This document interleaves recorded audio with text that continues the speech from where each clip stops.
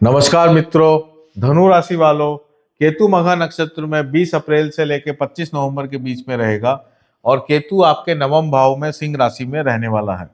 तो ये आपके जीवन में आपके माता पिता को लेके कोई ना कोई कष्ट दे सकता है, रिलेशनशिप में प्रॉब्लम दे सकता है, स्पाउस से रिलेटेड कोई प्रॉब्लम दे सकता है। इस समय पितरों से रिलेटेड उपाय करना आपके लिए श्रेष्ठ रहेगा।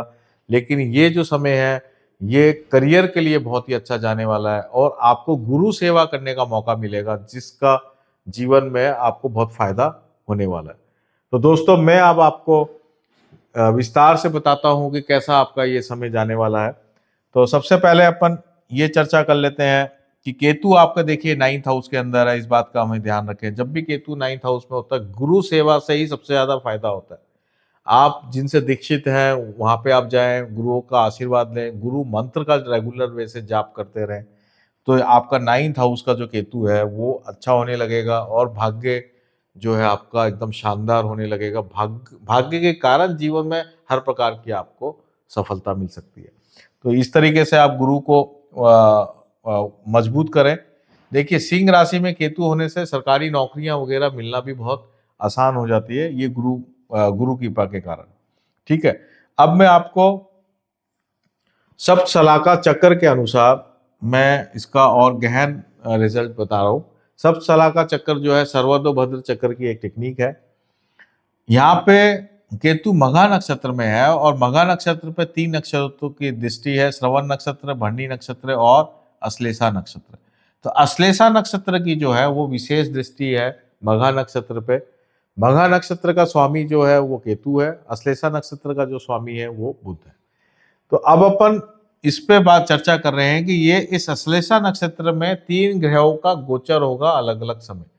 ये 3 ग्रहों का जो गोचर है, ये मेरी 3 प्रिडिक्शंस है।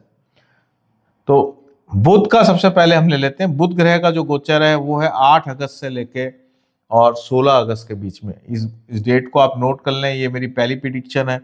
जब बुध अश्लेषा नक्षत्र में गोचर करेगा तो बुध आपके अष्टम भाव में रहने वाला है। तो ये आप देखिए कि ये एक ऐसा समय है जब आपको अपने पार्टनरशिप में प्रॉब्लम हो सकती है, स्पाउस से रिलेटेड कोई ना कोई प्रॉब्लम हो सकती है, ससुराल में कोई ना कोई प्रॉब्लम हो सकती है और आपकी यात्राएं बहुत होंगी। तो ये आपको ध्यान रखना है। अगर आपकी यात्राएं बहुत हैं तो उनका आपको लाभ होना है। करियर पॉइंट ऑफ व्यू से यात्राओं से लाभ इसमें स्पष्ट दिखाई देता है। इसे यात्राओं से तो कोई घबराने की बात नहीं है, लेकिन जो अदर प्रॉब्लम्स हैं वहां पे आपको कोई ना कोई उपाय करते रहना है। अब मैं आपको दूसरी प्रिडिक्शन दे रहा हूं। गुरु अश्लेषा नक्षत्र में 19 अगस्त से 31 अक्टूबर के बीच में रहेगा, 19 अगस्त टू 31 अक्टूबर। तो अब गुरु भी यहाँ पे देखिए अष्टम भाव में ही रहेगा, उच्च का गुरु है।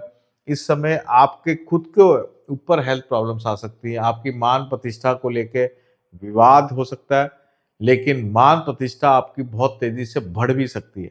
अगर इस समय आपने गुरु सेवा की, गुरु से संबंधित जो आप दीक्षित हैं, जो मंत्र हैं वो आप कर रहे हैं, गुरु की आज्ञा पालन में हैं, तो ये फिर समय आपको बहुत तेजी से प्रगति देने वाला है। धन संपत्ति बहुत आएगी आपको।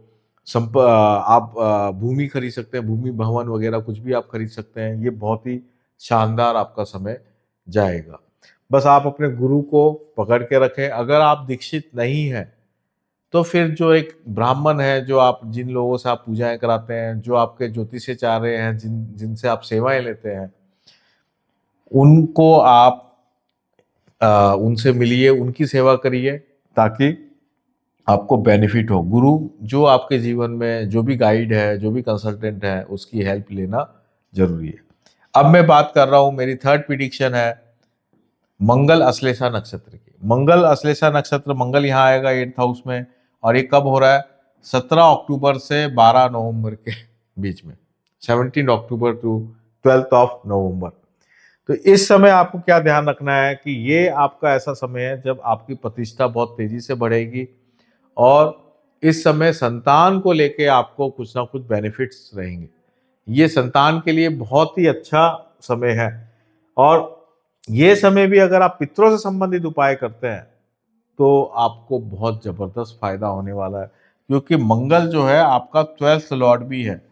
इस समय किया हुआ उपाय, किसी भी प्रकार का उपाय, धार्मिक अनुष्ठान कराना, दान दक्षिणा देना, किसी भी प्रकार का एग्जैक्ट उपाय की बात कर रहा हूँ, इस समय अगर आपने कर लिया तो आपको हर प्रकार से जीवन में उपलब्धि हो, ये आपको केतु देके जाएगा मघा नक्षत्र के अंदर।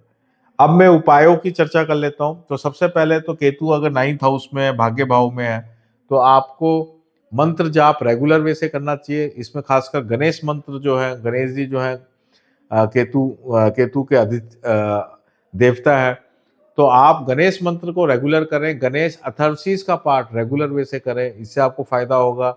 भगवान शिव का रुद्राभिषेक करवाएं जब ये मंगल का गोचर चल रहा हो 17 अक्टूबर से 12 नवंबर के बीच में। इस समय भगवान शिव का रुद्राभिषेक पंडितों द्वारा, ब्राह्मणों द्वारा कराएं। इससे पहले भी करा सकते हैं, गुरु वाले में भी करा सकते हैं, 19 अगस्त से करा सकते हैं। तो आपको विशेष जीवन में फायदा होने वाला है। अगर आप कोई लाल किताब से संबंधित उपाय करना चाहते हैं तो अपने कानों में सोना पहने, इससे आपको विशेष फायदा होगा। या सोने की एक पातड़ी ले, चौकोर पातड़ी रहे जिसमें गणेश जी अंकित हों, उसमें बने हुए हों, तो वो आप गले में पहने, उससे भी आपको विशेष फायदा होने वाला है।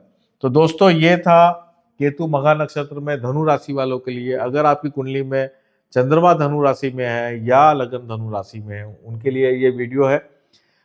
तो दोस्तों उम्मीद है कि आप इसका बेस्ट बेनिफिट उठाएंगे। आपको अगर कोई भी प्रॉब्लम है जो आप मेरे से पूछना चाहते हैं, और इस जो मैंने आपको बात बताई, इन क्षेत्रों में अगर आपको कोई भी समस्याएं हैं तो फिर आप कमेंट सेक्शन में लिख सकते हैं, वहां मैं आपको जरूर जवाब दूंगा। आप सबका बहुत बहुत धन्यवाद। आपका दिन शुभ हो। नमस्कार।